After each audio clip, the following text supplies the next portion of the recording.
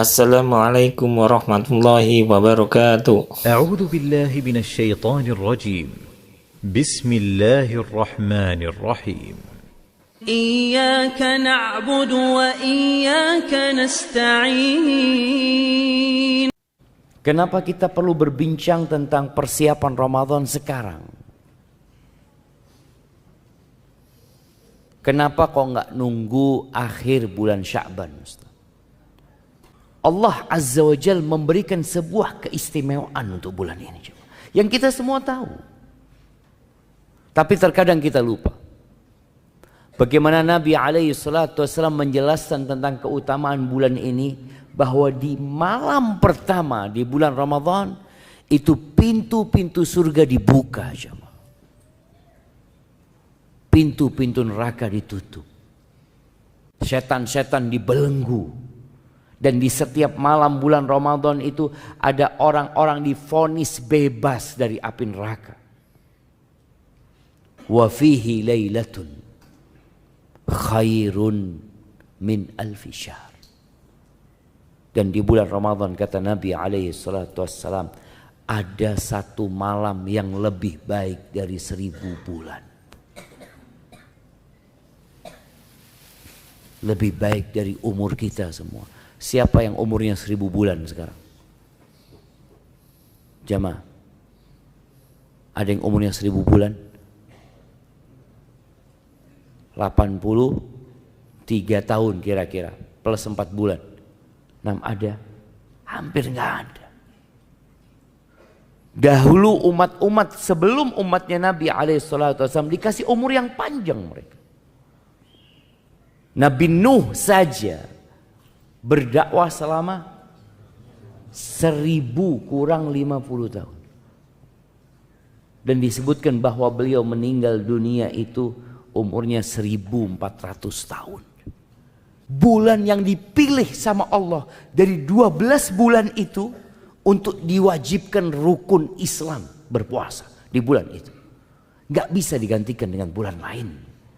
Allah tetapkan hal itu. Kemudian bulan itu dipilih sama Allah sebagai bulan diturunkannya Al-Quranul Karim. Syahrul Ramadhan alladhi unzila fihi Al-Quran. Itu bulan Ramadan. Dan bulan Rajab ini adalah bulan persiapan untuk Ramadan. Tentang sebagian ulama yang dalam bulan Ramadan menghatamkan Al-Quran 30 kali. Jadi sehari sekali. Ya Allah, kok bisa Ustaz ya? Ana setahun ini belum hatam Ustaz. Dari Syawal kemarin sampai hari ini belum hatam Ustaz. Ya insya Allah ana masih sampai ya akhir Al-Baqarah Ustaz. Bayangin jemaah, dari bulan Syawal sampai sekarang sampai mana? Akhir Al-Baqarah. Ada masalah sama sebagian kita. Mereka sehari sekali hatam. Al-Imam Syafi'i diriwayatkan bahwasanya beliau itu di bulan Ramadan menghatamkan 60 kali. Nggak mungkin Ustaz. Nggak bisa. Ada sebagian yang menafikan hal itu. Al-Imam Nawawi dalam kitabnya At-Tibyan fi Adab Hamalatil Quran, beliau menjelaskan tentang penghataman Al-Quran yang paling banyak dalam sehari itu 8 kali. Ya Allah, 8 kali. Kita seumur hidup belum tentu 8 kali. Ada yang seumur hidup mungkin cuma hatam sekali.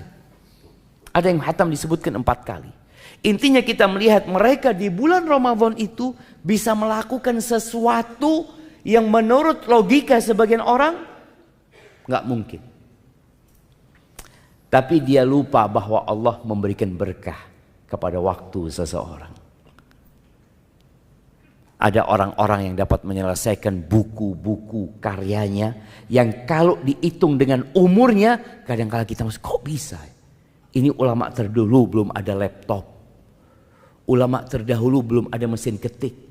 Ulama terdahulu yang ketika nulis harus pakai tangan dengan pena yang berulang kali, jamaah.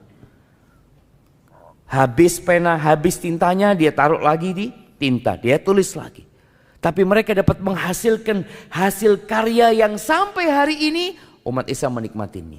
Kita nggak bisa melakukan itu. Baca aja nggak selesai, jangan ngarang buku, kita baca aja nggak selesai. Maka disinilah berkah, dan juga mereka menjelaskan adanya persiapan dan pelatihan yang dilakukan mereka sebelum bulan Ramadan. Maka mereka mengingatkan, paling tidak bulan Rajab itu kita sudah siap-siap. Dan alhamdulillah sebenarnya kita melihat umat Islam di bulan Rajab ini banyak menambah amalan. Cuma amalannya kadangkala tidak diajarkan sama Rasul Sallallahu Alaihi Wasallam. Ini jadi masalah. Ada yang namanya sholat raghaib. Mungkin sebagian kita nggak tahu ya. Para ulama menyebutkan tentang sholat raghaib ini, dia itu sholat yang dilakukan pada hari Kamis pertama di bulan Rajab, malam Jumat. Udah lewat nih, malam Jumat kemarin. Ini hadisnya disebutkan dari Anas bin Malik, dan hadis ini palsu.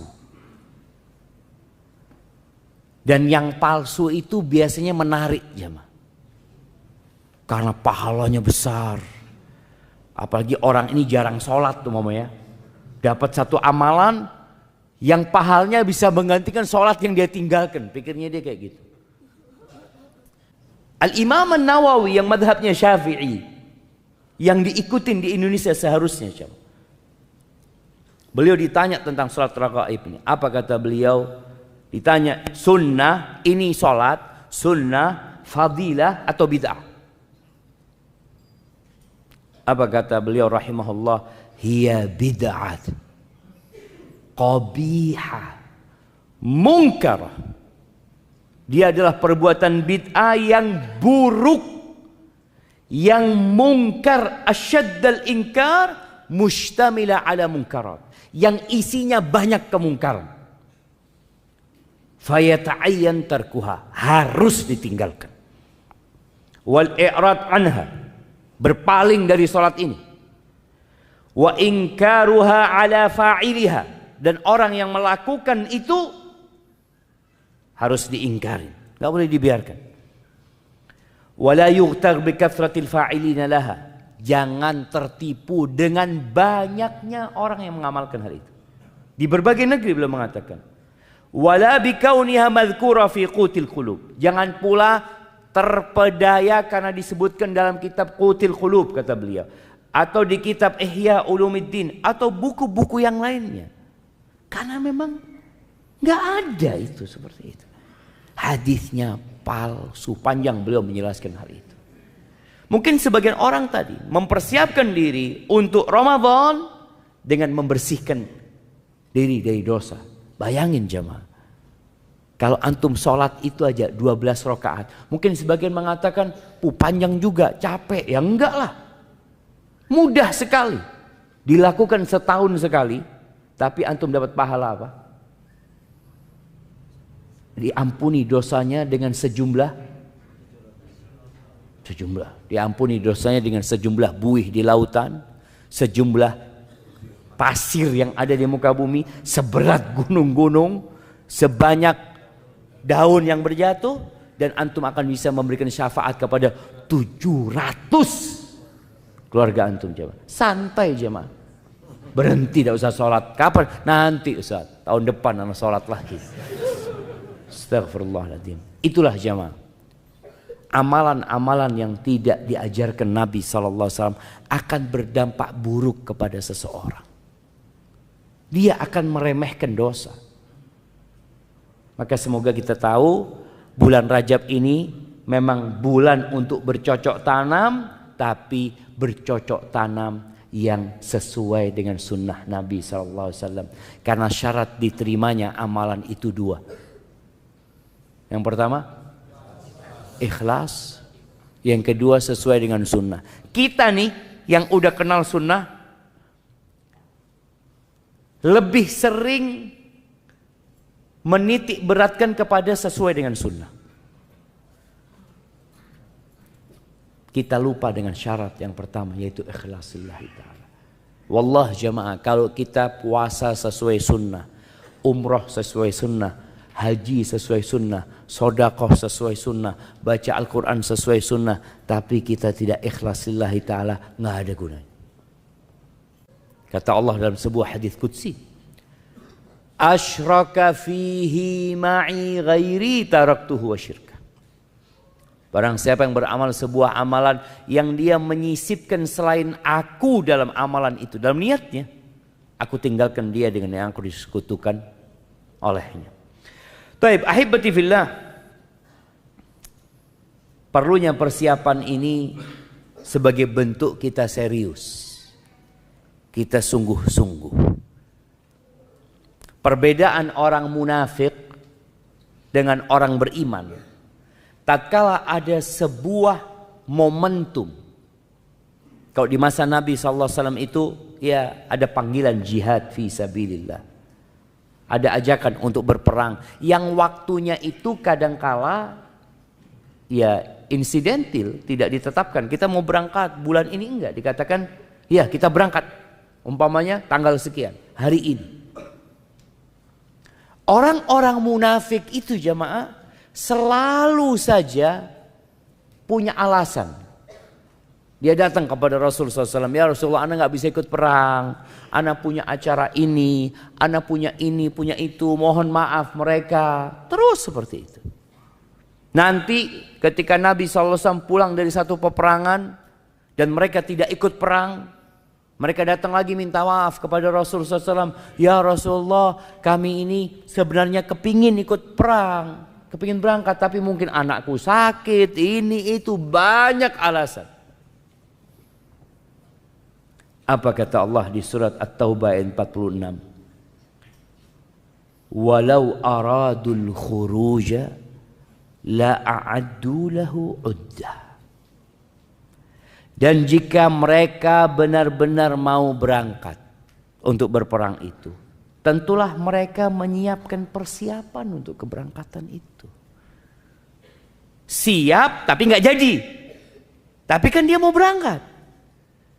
Seperti seorang umpamanya ketika dikatakan yuk kita berangkat punya acara ini, dia mengatakan ya Allah, anak itu tas sudah siap, semua sudah siap, tapi anak-anak sakit. Ini benar. Dia memang ingin, sehingga dia membuktikan itu dengan persiapan. Apa kata Allah? Walakin karihallahum bi'athahum. Mereka memang gak kepingin berangkat. Dan Allah gak suka dengan keberangkatan mereka juga. Fathabbatahum. Maka Allah melemahkan keinginan mereka. Jadi kemauannya itu Allah bikin lemah. Dan dikatakan waqila qudu ma'al qa'idin, sudah kalian duduk sana bersama orang-orang yang tinggal yang enggak ikut perang. Begitu pula kita dengan Ramadan. Kita benar enggak ingin mendapatkan Lailatul Qadar? Kita benar enggak ingin mendapatkan vonis bebas dari api neraka di bulan Ramadan itu? Kita benar enggak ingin puasa? Di bulan Ramadan jemaah ada satu masalah besar ya. Masih banyaknya umat Islam yang nggak puasa, khususnya pekerja kasar. Yang bangun masjid ini sempat dibangun di bulan Ramadan, sempat. Yang bangun puasa. Sebagian besar, sebagian kecil. Sebagian kecil yang dibangun masjid di bulan Ramadan, dibuat tarawih. Yang bangun nggak puasa. Sebagian mereka jamaah ketika ditanya nggak kuat Pak Ustadz, nggak kuat. Sahur nggak tadi? Enggak Pak Ustadz. Berarti memang nggak niat puasa. Kalau orang itu niat puasa, dia akan sahur yang sesuai Dia akan berusaha jaga diri. Nanti mungkin di tengah hari dia mau pingsan karena capek kena matahari, dia berbuka. Itu orang niat puasa. Tapi ini orang memang tidak sahur. Yang ada sarapan. Benar, mereka berangkat kerja mereka sarapan. Ketika ditanya kenapa nggak puasa, capek, nggak bisa puasa. Seperti itu pula kondisi orang-orang munafik. Maka Allah sebutkan, walau aradul khuruj. Jikalau mereka benar punya keinginan untuk berangkat perang, la a'addu lahu udda. Pasti mereka itu mempersiapkan persiapan. Maka di sini antum dapat melihat kenapa para ulama terdahulu kok bisa hatam Quran sehari 1 kali, 2 kali, ada yang 3 malam hatam Al-Quranul Karim. Kok bisa ya mereka iktikaf ya? Mereka kan punya keluarga Pak Ustaz. Mereka kan juga butuh urusan dunia. Mereka persiapkan. Di sini loh waktu Rajab ini. Antum mau iktikaf nggak? Mau iktikaf Ustaz? Ya persiapkan sekarang. Oh kan masih lama Pak Ustaz. Persiapannya sekarang bulan Rajab ini. Yang mau ngajukan cuti mungkin. Orang itu kalau mau mudik persiapannya berapa lama untuk beli tiket kereta api jemaah? Sebulan. 2 bulan sebelum kadangkala mereka sudah mempersiapkan jamaah. Bahkan setahun sebelumnya mereka persiapan buat mudik. Dari sisi dia menabung ya. Karena dia anak mau pulang. Loh buktinya mau pulang anak nabung gitu. Karena anak mau pulang anak harus beli tiket pesawat buat 4 anak Ustaz seperti itu. Maka dia mempersiapkan hal itu. Dan kita tahu puasa Ramadan ini apa kata Allah? Ya ayyuhalladzina amanu kutiba alaikumusiyam kama kutiba alal ladzina min qablikum la'allakum tattaqun. Disyariatkan puasa itu. Allah katakan wahai orang-orang yang beriman, diwajibkan atas diri kalian berpuasa sebagaimana diwajibkan atas umat-umat sebelum kalian. Apa targetnya? La'allakum tattaqun. Di mana tempat takwa itu? Hahuna, kata Nabi SAW. Di sini. Maka sekarang kita perlu bersihkan tanah itu. Bersihkan hati kita. Dari segala penyakit hati. Dari dosa-dosa yang biasa kita lakukan. Sebenarnya jamaah, Rasul Shallallahu Alaihi Wasallam itu sudah mengajarkan kepada kita amalan harian untuk membersihkan hati. Salat 5 waktu. Itu untuk penghapusan dosa jamaah. Sampai beliau mencontohkan tentang salat yang 5 waktu itu. Menurut kalian gimana kalau orang itu punya rumah, di depan rumahnya itu ada sungai. Dan dia mandi 5 kali di sungai itu jemaah. Bersih enggak jemaah? Bersih. Apakah ada yang tersisa? Enggak ada yang tersisa. Itu kalau mandinya bener. Tapi kalau cuma nyemplung. Nyebur keluar. Ya kayaknya enggak berubah jemaah. Yang ada cuma basah doang. Begitu pula dengan kualitas sholat kita. Tatkala salat kita yang 5 waktu ini berkualitas seperti antum mandi ya, antum sabunin diri antum ya, kemudian antum siram lagi, ada yang disabun kemudian pakai batu jemaah. Batu apa? Batu gosok tuh ya. Batu apung ya. Oh, batu apung lagi, semakin bersih. Maka ana mengajak semuanya sekarang untuk memperbaiki kualitas salat yang 5 waktu dulu antum. Untuk penghapusan dosa ini jemaah. Gimana sholat antum selama ini? Kita masih sering sholat jamaah masuk ke tempat sholat dalam kondisi pikiran kita masih di mana-mana. Kemudian memperbaharui taubat. Nabi SAW tiap hari jemaah, beliau beristighfar, membaca Rabbil firli wa tub alayya innaka antat tawwabur rahim 100 kali. Ini selain yang kita baca selesai sholat ya. Ini beliau di luar itu. Yang dalam beberapa riwayat disebutkan membacanya itu selesai sholat duha. Rabbil firli wa tub alayya innaka antat tawwabur rahim. Ustaz, Itu kan buat orang yang banyak dosanya, Ustaz. Ana ini baru pulang umroh, Ustaz. Oh, Masya Allah. Jadi sebagian orang ini jamaah, dia merasa ana masih bersih. Nabi SAW jamaah, beliau benar-benar mengajarkan kepada kita agar kita tidak sok suci. Dengan cara apa? Nih orang yang paling suci. Orang yang dijaga dari semua dosa. Maksum Nabi kita SAW. Bahkan Allah mengatakan, Qad ghafarallahu laka ma taqaddama min dzambika wa ma ta'akhkhar. Itu sudah diampuni dosa yang lalu dan yang akan datang. Nabi SAW. Nabi beristighfar 100 kali. Sekali duduk. Maka mulai saat ini usahakan tiap hari antum punya waktu duduk beristighfar 100 kali. Dihitung. Dihitung. Pakai tangannya itu lebih mulia. Tapi yang nggak biasa ngitung mungkin bisa pakai tasbih umpamanya. Tapi tasbih ini jangan sampai kelihatan orang. Karena ada orang yang habis pakai tasbih langsung di gelang. Iya, Ustaz kan nggak apa-apa. Iya, nggak apa-apa. Tapi kadangkala jadi ria. Kalaupun antum mau menghitung banyak orang umpamanya, antum bisa menghitung dimasukkan ke kantongnya. Itu. Rabbi ighfirli wa tub alayya innaka antat tawwabur rahim. Loh, kan kelihatan mulutnya Ustaz pakai masker. Betul, Anda lihat masker ini juga bisa menjadi alat menyembunyikan zikir kita aja, Mas. Antum pokoknya kalau mau zikir pakai masker. Sampai orang ketahuan, oh ini lagi berzikir ini. Padahal orang udah nggak pakai masker semuanya, dia sendirian pakai masker. Tapi intinya kita berusaha untuk menyembunyikan hal itu. Usahakan jemaah setiap hari, mulai hari ini antum sudah.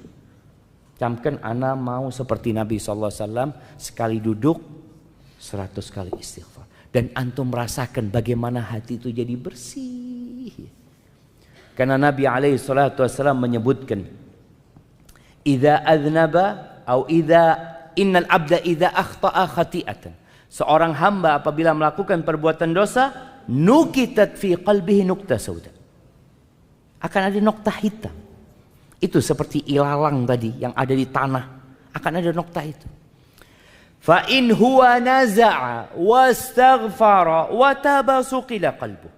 Kalau dia meninggalkan dosa itu, dia beristighfar dan dia bertobat, maka hatinya dicemerlangkan, bersih.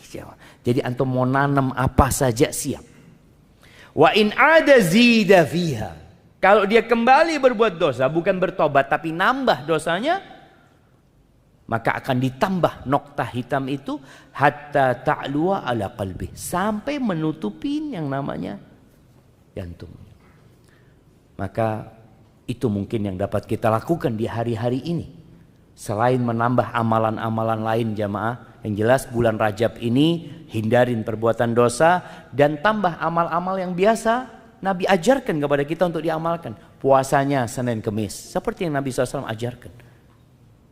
Puasa tengah bulan tanggal 13, 14, 15. Atau ya Allah Ustaz, ana ini sulit berpuasa, antum puasa 1 hari di bulan Rajab ini.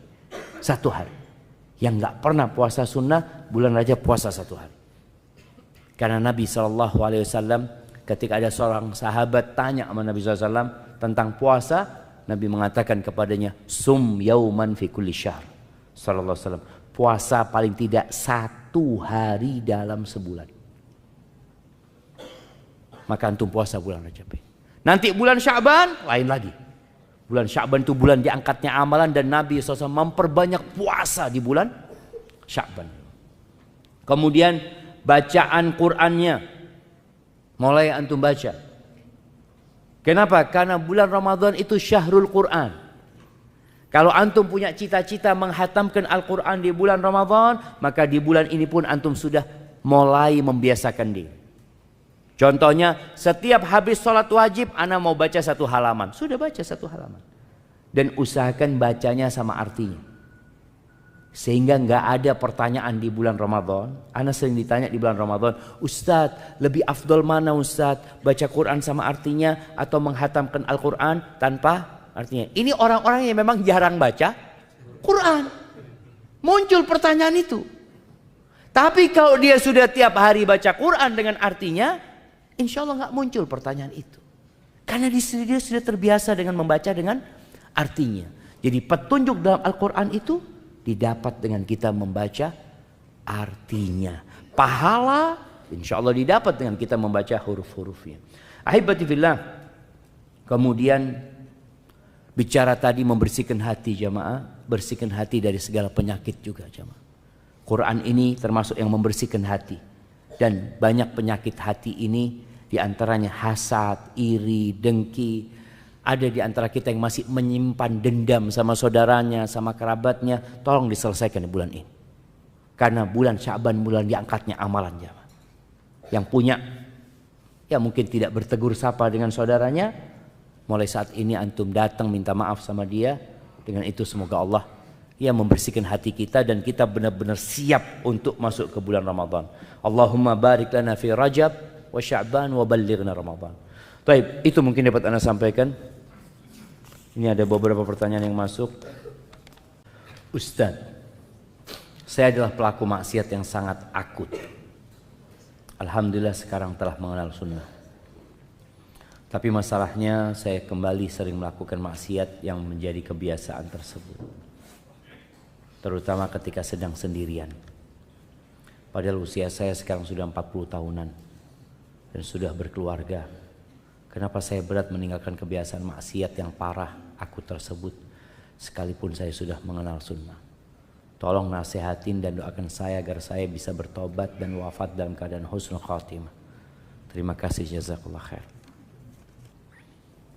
Jamaah rahimakumullah. Ada dosa yang dilakukan seseorang itu bukan karena mencari kelezatan, tapi karena kebiasaan. Na'udzubillah min dzalik. Jadi yang perlu dilakukan selain bertobat adalah merubah kebiasaan. Dirubah kebiasaan antum.